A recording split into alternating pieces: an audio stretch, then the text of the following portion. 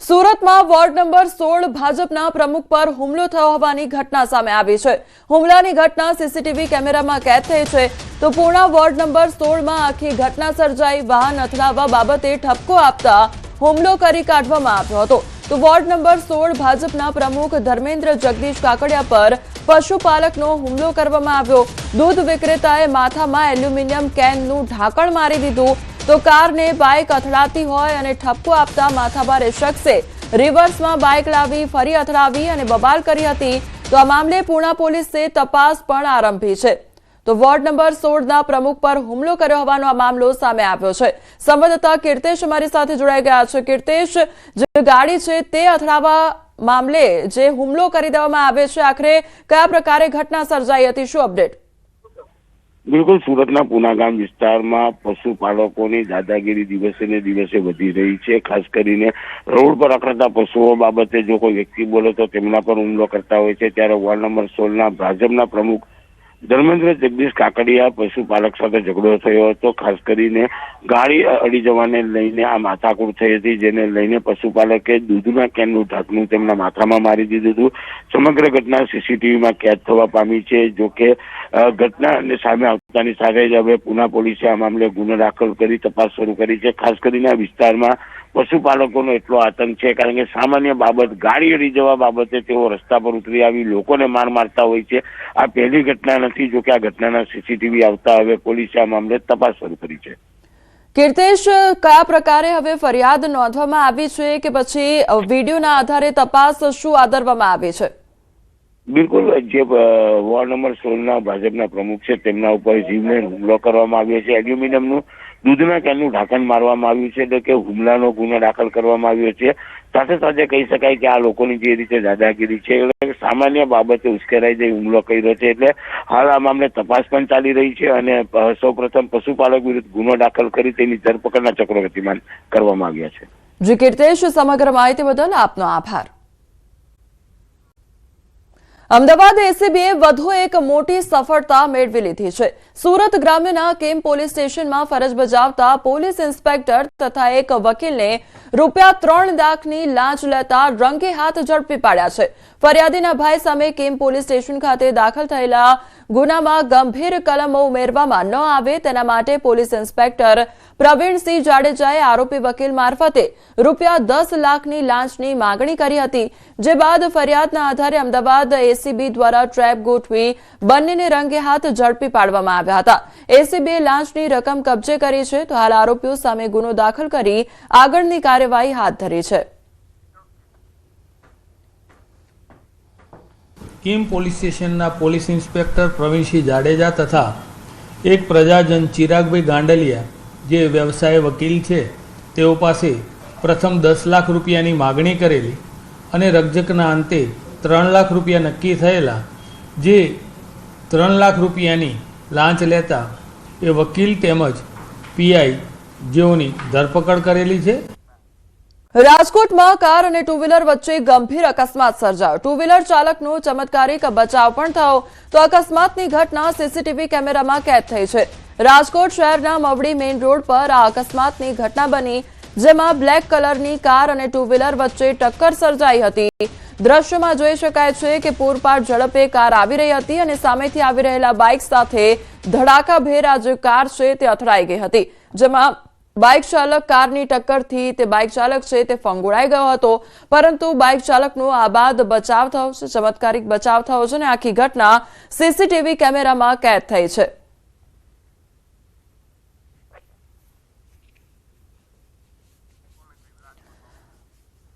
તો રાજકોટનો આ મામલો કે જ્યાં કાર અને ટુ વ્હીલર વચ્ચે ગંભીર અકસ્માત સર્જાયો હતો। કાર એકાએક પૂરપાટ ઝડપે આવી રહી હતી અને તે દરમિયાન આ અકસ્માત સર્જાયો। તો આ બંને દ્રશ્યો સામે આવ્યા છે। એક તરફ રાજકોટના અને બીજી તરફ ભાવનગરની એક ઘટના સામે આવી છે કે જ્યાં હિટ એન્ડ રનની ઘટના સર્જાઈ હતી। તે અંગેના સીસીટીવી ફૂટેજ પણ સામે આવ્યા છે, જ્યાં એક પિકઅપ ચાલકે ચાલીને જઈ રહેલા યુવાનને અડફેટે લીધો હતો। તો રાજકોટ અને ભાવનગરના આ દ્રશ્યો સામે આવ્યા છે। એક તરફ રાજકોટમાં ગાડી અને બાઇક ચાલક વચ્ચે અકસ્માત સર્જાય છે તો બીજી તરફ ભાવનગરના એ દ્રશ્યો કે જ્યાં હિટ એન્ડ રનની ઘટના સર્જાઈ હતી। પિકઅપ ચાલકે ચાલીને જઈ રહેલા યુવાનને અડફેટે લેવાનો મામલો સામે આવ્યો હતો, જેને ગંભીર ઈજાઓ પણ સર્જાઈ હતી।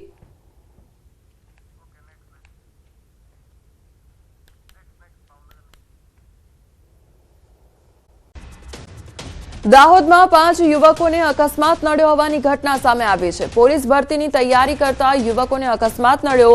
ગરબડા તાલુકાના આમલી ગામે અકસ્માત સર્જાયો તો બાઇક ચાલકે ટક્કર મારતા બાઇક ચાલક સહિત 7 લોકો ઘાયલ થયા। રનિંગ કરી પરત આવી રહ્યા હતા તે દરમિયાન અકસ્માતની ઘટના બની। બાઇક ચાલકે પાછળથી ટક્કર મારતા 5 યુવકોને અડફેટે લીધા તો 5 યુવકને હાથ પગ માથાના ભાગે ગંભીર ઈજાઓ પહોંચી છે। ટક્કર મારનાર બાઇક પર સવાર 2 લોકો પણ ઘાયલ થયા છે।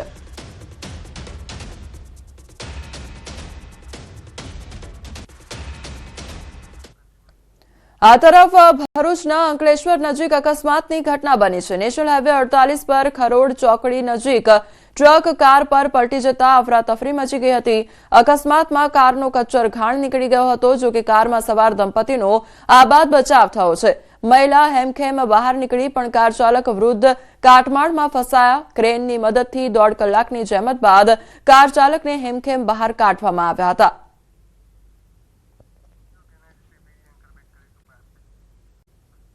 સુરતમાં બીઆરટીએસ રૂટમાં ઘૂસવું કાર ચાલકને ભારે પડ્યું। બીઆરટીએસ રૂટમાં ઘૂસેલા કાર ચાલકને રસ્તો ન આપ્યો। ઉધના નવસારી રોડની ઘટના। રોંગ સાઈડમાં ઘૂસેલી કારને બસ ચાલકે સબક શીખવાડ્યો। કાર ચાલકને 1.5 કિલોમીટર કાર રિવર્સ દોડાવવી પડી હતી તો વાહન ચાલકો માટે ટ્રાફિક નિયમોનો પાઠ ભણાવતો એક કિસ્સો સામે આવ્યો છે। વિડીયો હવે સોશિયલ મીડિયા પર વાયરલ થઈ રહ્યો છે। તો સુરતનો આ મામલો સામે આવ્યો છે કે જ્યાં બીઆરટીએસ જે રૂટ છે તેમાં કાર ચાલક ઘૂસ્યો હતો। રોંગ સાઈડમાં જે કાર ચાલક છે તે આવી રહ્યો હતો, પરંતુ બીઆરટીએસ બસ દ્વારા જે રસ્તો છે તે આપવામાં ન આવ્યો હતો અને જે કાર ચાલક છે તેને લગભગ 1.5 કિલોમીટર સુધી જે ગાડી છે તે રિવર્સમાં લેવી પડી હતી અને આખી ઘટના વિડીયોમાં કેદ થઈ છે। વિડીયો સોશિયલ મીડિયા પર વાયરલ થઈ રહ્યો છે। રાજકોટ બાર એસોસિએશનની ચૂંટણી માટે મતદાનની પ્રક્રિયા શરૂ થઈ છે। ચૂંટણીમાં 2 મજબૂત પેનલ વચ્ચે સીધી જંગ જામી છે। આ ચૂંટણીમાં આરબીએ પેનલ અને સમરસ પેનલ વચ્ચે મુકાબલો છે। આજે મતદાનની પ્રક્રિયા સવારે 9 વાગ્યાથી બપોરે 3 વાગ્યા સુધી નવી કોર્ટના બાર એસોસિએશન રૂમમાં થશે, જે બાદ સાંજથી શરૂ થઈ મોડી રાત્રે પ્રક્રિયા પૂર્ણ થશે। જો કે બાર એસોસિએશનની ચૂંટણી માટે મતદાનની પ્રક્રિયા યોજાય તે પહેલા મળેલ જનરલ બોર્ડમાં ઉહાપોહ પણ મચી ગયો હતો। નોંધનીય છે કે 4200થી વધુ મતદારો હોવાથી મતદાનની પ્રક્રિયાને લઈ વકીલોમાં ભારે ઉત્સાહ જોવા મળી રહ્યો છે।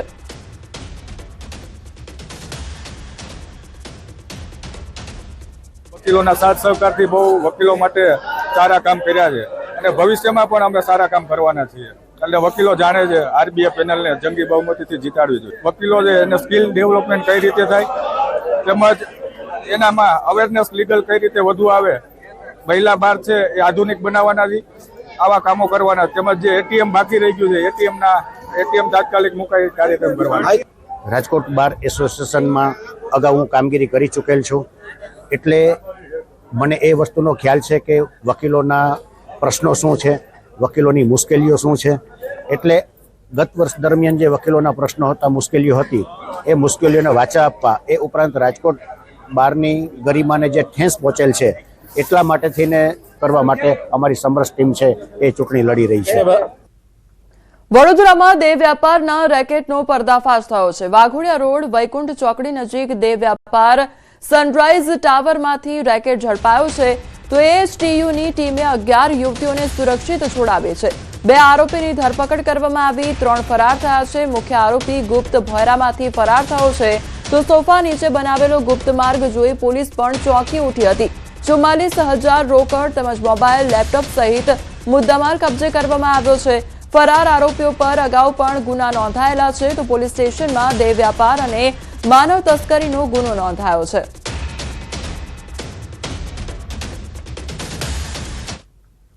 જૂનાગઢ શહેરમાં છેલ્લા ઘણા સમયથી અશાંત ધારો લાગુ કરવાની માંગ છે, જે હવે ઉગ્ર બનતી જઈ રહી છે. શહેરના જોશીપરા, ખામધ્રોડ અને સ્વસ્તિકનગર, કૃષ્ણા પાર્ક સહિતના વિસ્તારોમાં છેલ્લા 3 વર્ષથી અશાંત ધારો લાગુ કરવાની માંગ ચાલી રહી છે. સ્થાનિકોનું કહેવું છે કે અન્ય સમાજના લોકોને મિલકત ખરીદી વેચાણની પ્રવૃત્તિઓને કારણે સામાજિક સંતુલન બગડી રહ્યું છે. રજૂઆતમાં જણાવાયું હતું કે અલગ સંસ્કૃતિ અને જીવનશૈલી ધરાવતા લોકોના વસવાટને કારણે મૂળ રહેવાસીઓ માટે પરિસ્થિતિ કઠિન બની રહી છે, જેના કારણે એક જ સમાજના લોકો એક જ વિસ્તારમાં રહે તેવો નિર્ણય તંત્ર દ્વારા લેવો જોઈએ તેવી માંગ પણ કરવામાં આવી રહી છે.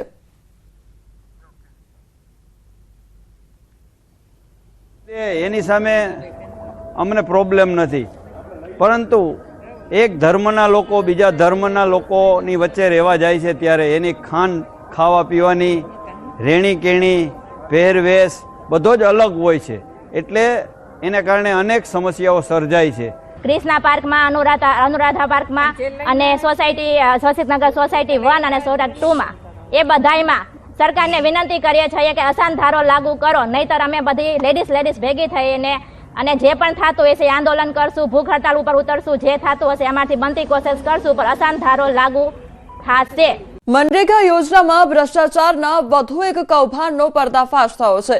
તો રાજકોટમાં મનરેગા યોજનામાં 15 વર્ષ બાદ ખુલ્યું છે કૌભાંડ. ધોરાજીના ફરેણીમાં મનરેગા યોજનામાં ભૂતિયા મજૂરોનું કૌભાંડ સામે આવ્યું છે, ત્યારે 15 વર્ષ બાદ 4 સામે ગુનો પણ નોંધાયો છે. તત્કાલીન મહિલા સરપંચ, તલાટી અને 2 માસ્ટર ક્લાર્ક અને વિરુદ્ધ ફરિયાદ પણ નોંધવામાં આવી છે. ત્યારે એક જ સમયે એક જ શ્રમિકને 2 અલગ અલગ સ્થળે કામ કરતા બતાવ્યા. શ્રમિકોના ખાતામાં રકમ જમા થયા બાદ સરપંચ પોતે નાણાં ઉઘરાવતો, તો સરપંચ અને તલાટીએ ભ્રષ્ટાચાર સાબિત થતા રકમ સરકારમાં જમા કરાવી છે. તો મનરેગા યોજનામાં 15 વર્ષ બાદ કૌભાંડ ખુલ્યું હોવાનો આ મામલો સામે આવ્યો છે. સંવાદદાતા મુનાફ અમારી સાથે જોડાઈ ગયા છે.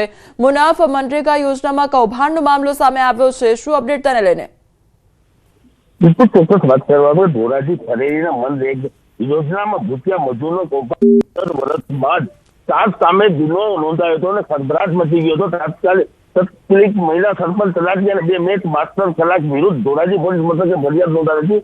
સરકારી તેજુરીનો ચૂનો અને જે સમયે શ્રમિકોને 2 અલગ અલગ વિસ્તારે કામ કરતા બતાવી અને ભ્રષ્ટાચાર આચર્યો હતો. શ્રમિકોના ખાતામાં રકમ જમા થયા બાદ સરપંચ પોતે નાણાં પરત ઉઘરાવી લેતા હોવાનો ઘટસ્ફોટ ખુલાસો થયો હતો. સરપંચે આ તલાટી ભ્રષ્ટાચારને સાબિત થતા અગાઉ રકમ સરકારમાં જમા કરાવી દીધી હતી.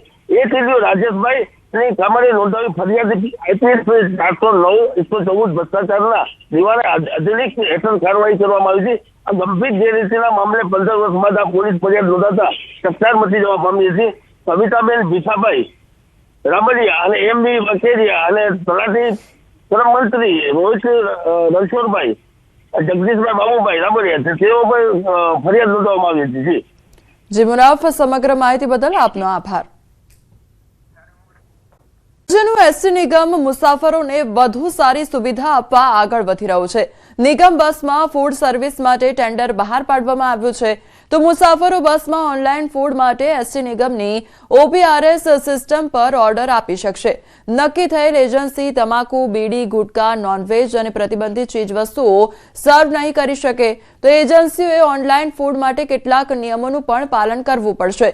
નક્કી થયેલ એજન્સી તમાકુ, બીડી, ગુટકા, નોનવેજ અને પ્રતિબંધિત ચીજવસ્તુઓ સર્વ નહીં કરી શકે. અનિયમિતતા કે સમયસર ફૂડ ન પહોંચવા પર કડક કાર્યવાહી થશે. દંડની જોગવાઈ પણ કરવામાં આવી છે. ત્યારે રાજ્યના એસટી નિગમની યશકલગીમાં વધુ એક પીછું ઉમેરાવા જઈ રહ્યું છે. રનિંગ ટ્રેનમાં પણ ટિકિટ સાથે ફૂડ છે તે બુક કરી શકો છો તેવી જ વ્યવસ્થા હવે એસટી નિગમ પણ કરવા જઈ રહ્યું છે. એસટી નિગમની એક્સપ્રેસ બસોમાં હવે ફૂડ મળી રહે તે પ્રકારની વ્યવસ્થા માટે ટેન્ડરિંગ પ્રક્રિયા શરૂ કરી દેવામાં આવી છે અને એજન્સીઓને કામ સોંપવામાં આવશે. ત્યારે એક્સપ્રેસ જે બસો છે તેમાં જતા આવતા જે પ્રવાસીઓ છે તે પોતાની ટિકિટ સાથે સાથે ફૂડ પણ બુક કરાવી શકશે અને કેટલીક શરતો પણ રાખવામાં આવી છે કે જે સ્થળે પેસેન્જરને ફૂડ જોઈએ તેને 3 કલાક પહેલા ફૂડ છે તે બુક કરવું પડશે અને સાથે સાથે જ અથવા ટિકિટ સાથે પણ તેઓ બુક છે ફૂડ તે કરી શકશે. એટલે કે આ પ્રકારની વ્યવસ્થા કરવામાં આવી છે. સાથે જ એજન્સીઓ જે કામ સોંપવામાં આવશે તેના માટે પણ કેટલીક શરતો રાખવામાં આવી છે કે જો સમયસર ફૂડ નહીં પહોંચાડે તો પણ 5,000 થી 10,000 સુધીના દંડની જોગવાઈ કરવામાં આવી છે. કેમેરામેન ખેંગાટ રાઠોડ સાથે વી પટેલ, ન્યૂઝ 18 ગુજરાતી, અમદાવાદ. સુરતમાં ઓપરેશન કારાવાસ હેઠળ કાર્યવાહી હાથ ધરવામાં આવી છે. વર્ષોથી ફરાર 3 રીઢા આરોપીઓ ઝડપાઈ ગયા છે. સુરત ક્રાઇમ બ્રાન્ચની મોટી કાર્યવાહી હાથ ધરવામાં આવી છે. છેલ્લા 24 કલાકમાં જ ઝડપી લીધા છે રીઢા આરોપી. 2011ના ડુમસ ગેંગરેપનો આજીવન કેદી ઝડપાયો છે. 14 વર્ષની સગીરાના અપહરણનો આરોપી પણ ઝડપાયો છે. 2018ના કાર ચોરી કેસનો વોન્ટેડ કલીમ કુરેશી ઝડપાયો. તો ટેકનિકલ સર્વેલન્સ અને બાતમીદારોથી મળી છે મોટી સફળતા. ગેંગરેપનો આજીવન કેદી બિહારથી ઝડપાયો છે. સગીરાના અપહરણનો આરોપી સુરતથી ઝડપાયો. તો વોન્ટેડ કલીમ કુરેશી અંકલેશ્વરથી ઝડપી પાડવામાં આવ્યો છે.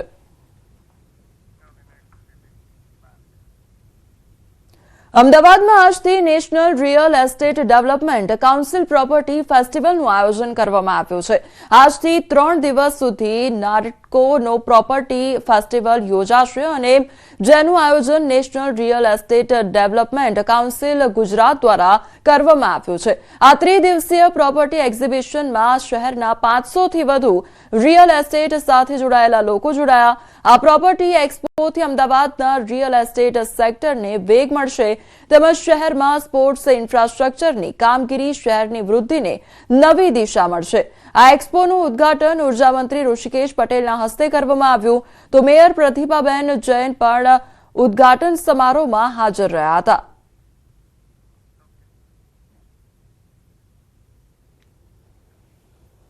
પણ જુદી જુદી જગ્યાએ જુદા જુદા લોકેશન ઉપર ન ફરતા એક જ જગ્યાએ તમામ પ્રકારની માહિતી મળી રહે અને એક જ પ્લેટફોર્મમાં અથવા તો એક જ વિશ્વસનીય સંસ્થા દ્વારા આ આખો પ્રોજેક્ટ થતો હોય એટલે ગ્રાહકને પણ વિશ્વાસ આવે કે અહીંયા જે કહેવામાં આવે છે એ જ પ્રમાણે ક્વોલિટીયુક્ત મકાન અમને મળી રહેશે, વળતર મળી રહેશે, એ પ્રમાણેનો વિશ્વાસ અને શ્રદ્ધા જાગતી હોય છે. નારેડકોનો મેઇન ઉદ્દેશ્ય એ છે, નારેડકો એ બ્રિજ છે બાયર્સ, સરકાર અને ડેવલપર્સ વચ્ચે. નારેડકોનો મેઇન ઉદ્દેશ્ય એ છે કે એક જ જગ્યાએ જે પણ બાયર્સ કે ઇન્વેસ્ટર હોય તેને રેસિડેન્શિયલ, કોમર્શિયલ, ઇન્ડસ્ટ્રીયલ, પ્લોટિંગ કે હોસ્પિટાલિટી બધી જ વસ્તુઓ એમને એક જ જગ્યાએ મળી જાય. સુરેન્દ્રનગરના દુધરેજ ગામ નજીક આવેલા નર્મદા કેનાલ પરનો બ્રિજ સમારકામ બાદ ખુલ્લો મુકાતા લોકોએ રાહતનો શ્વાસ લીધો. વિધાનસભાના નાયબ મુખ્ય દંડક જગદીશ મકવાણા અને દુધરેજ વડવાળા મંદિરના કોઠારી મુકુંદરામ બાપાના હસ્તે બ્રિજને ખુલ્લો મુકાયો.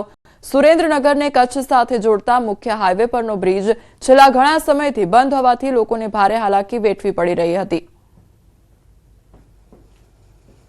એમને જે પારાવાર મુશ્કેલી પડતી હતી અને લગભગ 3 કિલોમીટરના ડાયવર્ઝનમાં ફરવું પડતું હતું. સ્કૂલે આવતી બસોને 15 થી 20 કિલોમીટર અન્ય ગામોમાં થઈને આવવું પડતું હતું. એ મુશ્કેલી હવે કાયમને માટે દૂર થઈ ગઈ.